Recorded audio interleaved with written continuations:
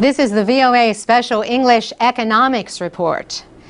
Anyone who has ever borrowed money can relate to the debate over raising America's borrowing limit.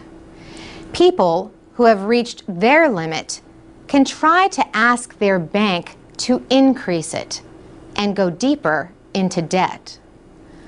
Or they can cut their spending and try to get their finances under control.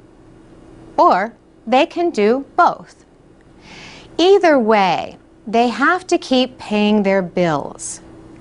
If they default on their debt, that only makes it harder and costlier to borrow in the future. In July, President Obama and congressional leaders held hours of sometimes tense meetings at the White House. Opposition Republican leaders agreed on the need to raise the borrowing limit by August 2nd, or risk the nation's first default. The argument was over how to cut deficits. Most Republicans oppose any kind of tax increase.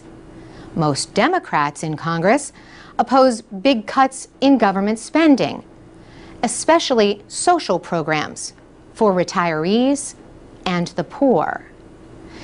Jerry Webman is chief economist for Oppenheimer Funds, an investment company.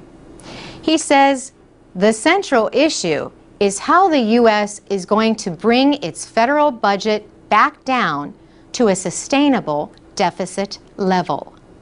He says the debate has deep roots in the Constitution. The Constitution was written by people who were very, very suspicious of executive authority and built into the Constitution lots of ways in which the three branches of government could check and balance each other. Those three branches represent the President, Congress, and the courts. Congress passed the first debt limit law in 1917. That was to control the costs of America's entry into World War I. Today, Jerry Webman says the United States is going through an important debate on what services Americans can expect from their government. He says, "I think we may be looking at one of those almost generational changes in the role of the federal government in U.S. society." Lenders worried about the risk of not getting repaid usually demand high interest rates.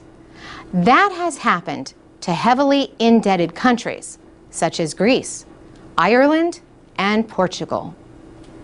On July 14th, Federal Reserve Chairman Ben Bernanke warned lawmakers that lack of action to raise the borrowing limit would mean a lower credit rating for the United States. The central banker said that means the government could have to pay sharply higher interest rates, and that would only add to deficits in what he called a self-inflicted wound. For VOA Special English, I'm Carolyn Presutti.